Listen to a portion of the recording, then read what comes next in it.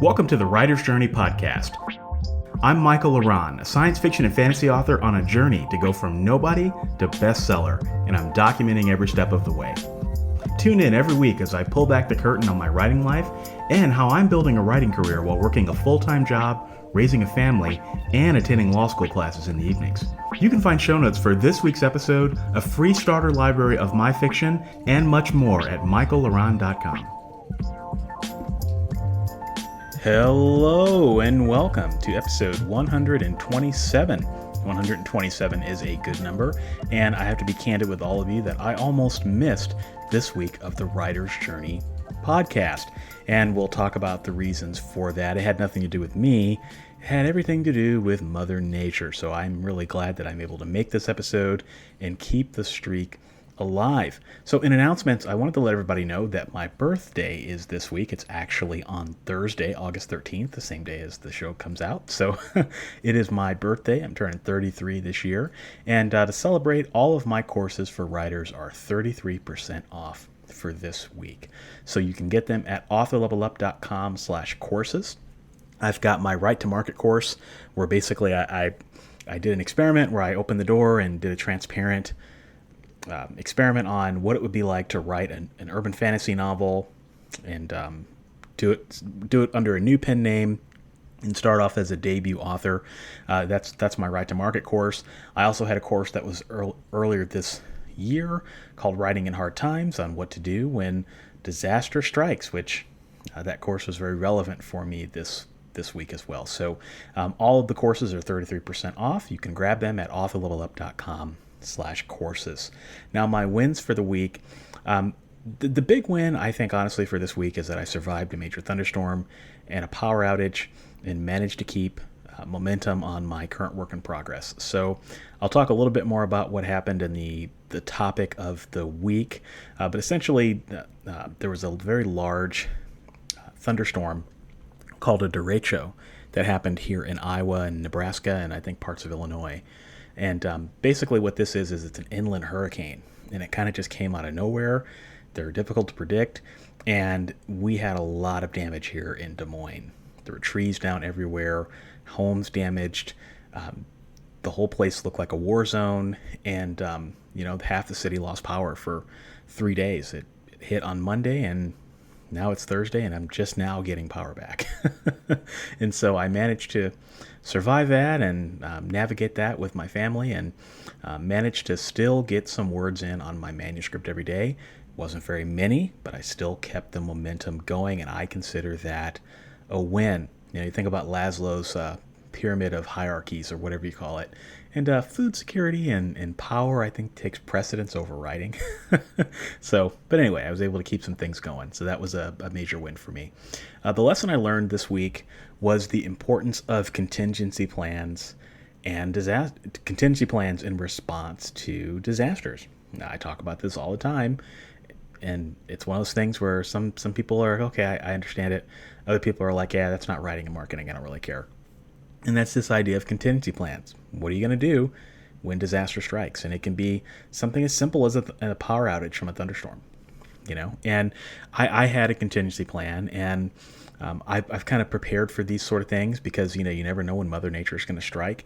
And one of the things that I always have in my plan is if I have something that my audience is expecting, it's how do I communicate with them? Communicate with them frequently and regularly in a way that makes sense and in a way that is safe for me to do so. And so I was communicating with my audience on Twitter to let everybody know that I had a power outage. I thought maybe the episodes for this week's of Writing Tip of the Day didn't go out, but turns out that they did. And I honestly thought I was going to miss the Writer's Journey. So I was just communicating with folks and letting them know that. I communicated to my YouTube community that there might be some delays and things like that. And so I just communicated.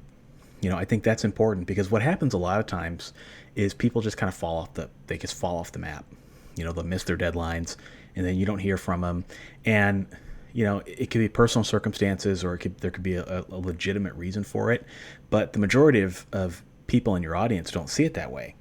Even if you do have a legitimate reason after the fact, you could lose subscribers and people aren't, there's just something to be said about consistency. I've said that again and again, and I learned my lesson back in 2016 or 2000, yeah, it was 2016 when I went on a hiatus from my YouTube channel. And so communication is really, really important. And minimum word count goals, I think, is important if you can hit them. And so I was able to do that because of something in particular, a part of my contingency plan, which was I have a little power bank. It's like I don't know, I paid like $50 for it. But basically you charge it and then you can use it to charge your phone.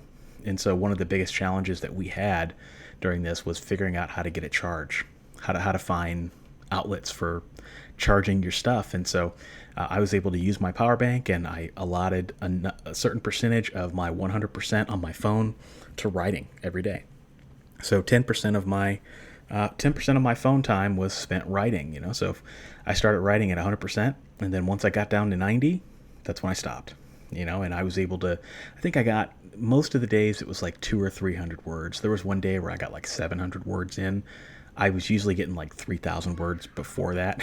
So not very much, but it doesn't really matter. What matters is just the consistency and the streaks and all of that. And so the contingency plan, all of that stuff, I just pulled it out, and I said, okay, what do I do? Power outage, step 1, step 2. And when you're in a disaster, you can't always think clearly. You're always going to forget something, or there's going to be something that's preoccupying you. And so writing down what your plan is, it's like a communication with your future self to make sure that you don't miss anything. And so this contingency plan saved me. It really came in handy. There were people in my community that were like, oh, we appreciate the update, stay safe, and the content really doesn't matter, so on and so forth. But at least I communicated with them. And I think that is really, really important, especially when you are someone like me, when you have a community. And so I like to think that I leveled up there. And so with the contingency plan, the lesson that I learned was just continuing to go back to it and adding in some different scenarios that maybe I didn't think of, that maybe this thing taught me. And one of those was what would happen if we lost our water, or what would happen if there was no access to gas or propane, that sort of thing. So I'm going to go back and adjust that in the coming weeks, and consider it a win, and definitely lesson learned. So idea of the week. This is an interesting idea because I've been listening to an audiobook by Amy Webb. She's a futurist, a quantitative futurist. And I thought I kept thinking to myself, we don't have very many, I don't know if we have any real futurists in our publishing community, right? Because we're writers. We're not going to sit here and try to project into the future. We're just trying to live for today. And I thought, what would be kind of interesting? I wonder what a futurist would charge. And what if the self-publishing community, or like a pool of authors, got together and hired a futurist to project the kind of future that self-published writers need to be thinking about? Like how would a futurist look at our profession, and what would they say about the writer of the future? Because I think I have my ideas of what will happen, but someone who does this every day would be really interesting to hear what they have to say. And it would be interesting to commission a report that basically says, here are the technologies that indie authors need to start thinking about today. Here are the things in the future that when they happen, that's when you need to start taking action. I mean, they do this for governments, and they do it for corporate sectors and things all the time. Wouldn't it be interesting if they did it for a community? Now, obviously, I don't have the money to pony up to pay a futurist to do that, but it's just an interesting thought experiment.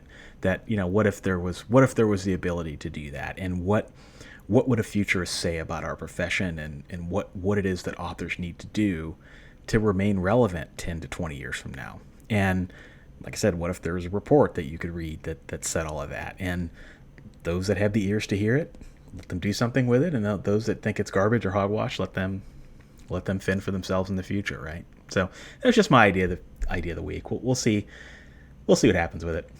So topic of the week. So I wanted to talk about first how week 2 of my beast mode is going, because I talked about that last week. I hit the ground running on August 1st, and so I've had a lot of really, really good progress on my beast mode.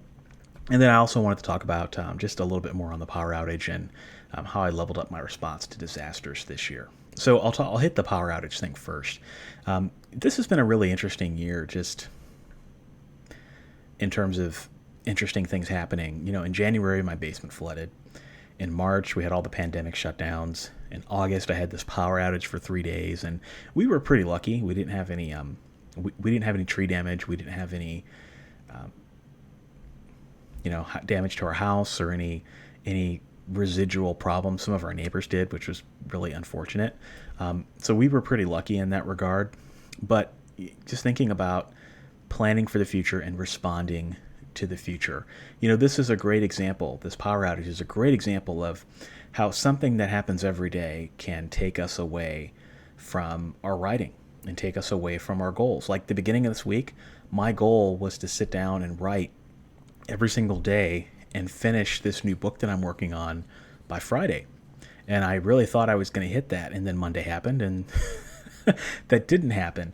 And so as a result, I lost 3 days of productivity, which, life happens. You can't plan for that. You can't even necessarily make up for the time that you lost, which is why I always try to build in a buffer of time. So like when I set a goal and I say, I want to finish a book this week, how many words do I need to write to get the book finished? And then what's my buffer? So if something happens and I don't finish the book by Friday, when do I think I might get there? And so I might say the buffer will take me through Monday, and it's just a really great exercise in really just remembering that anytime you have plans, things can change. They absolutely can change. And the test, I think, of a writer is how well you can respond to that change, because it's really easy to get angry at it. Like it's, oh crap, the power's out, man. I'm not going to be able to write. Or, oh crap, man, my, something happened and I got sick or something like that. But at the end of the day, what is your plan? How are you going to adjust? And that's my daughter playing games upstairs. She's happy we've got air conditioning now. So what is your plan? How are you going to respond to it? And, this was supposed to be my beast mode week, man. I was supposed to get a lot of stuff done, and it doesn't really bother me that much. Like in the past, maybe I would have gotten upset over it. But it didn't. And so I think about January, my basement flooding. I think about the pandemic shutdowns. And I think about this storm. And I've been able to come out of this year in a pretty good position so far. Everything that life has thrown at me, I've been able to get through it. And so I just ask everybody listening, what are some of the things that you're going through, and how is it that you can level up your response to it? Because I think everything depends on your response, and I just try to take a positive mindset to everything. So anyway, I definitely am pretty proud of the fact that my plans held up, the contingency plans held up. The time I spend every year in January doing this really pays off. It really pays off. So beast mode. So all right. So I'm working on a new book. I'm almost done with it, actually. I was supposed to be done with it tomorrow. This goes out Thursday, so I was supposed to be done with it Friday. It'll probably be at some point over the weekend now. I'll be done with it, but I'm really happy with this book. I started writing it last week, and I'm about, I think maybe 25,000 words into the book at this point. 25,000 words, and I'm really, really excited about it.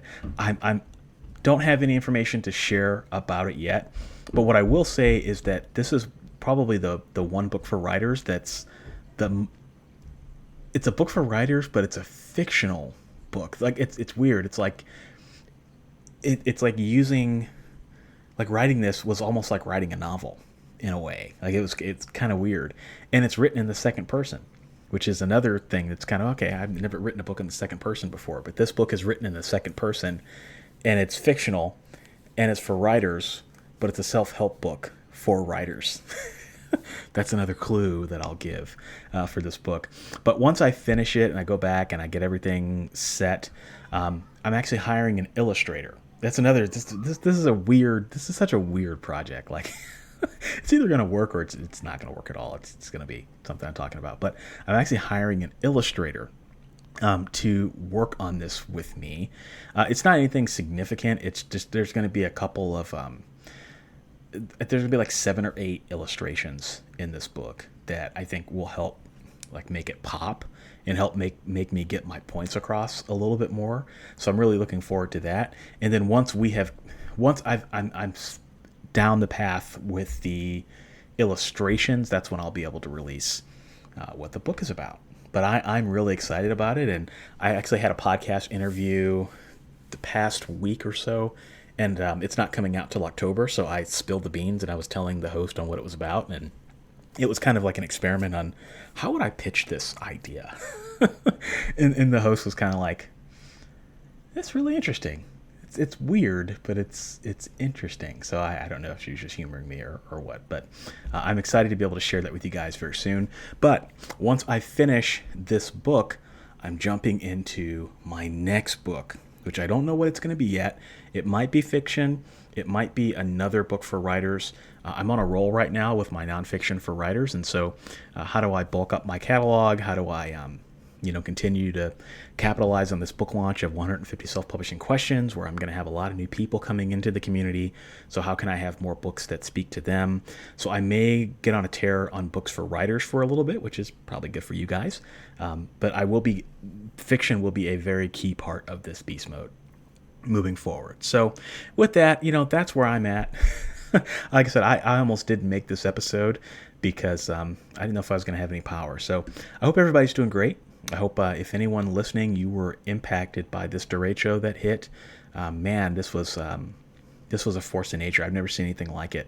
I went and took my dog on a walk just before the storm came, and as we started going on a walk, it takes like 5 minutes to take her on a walk.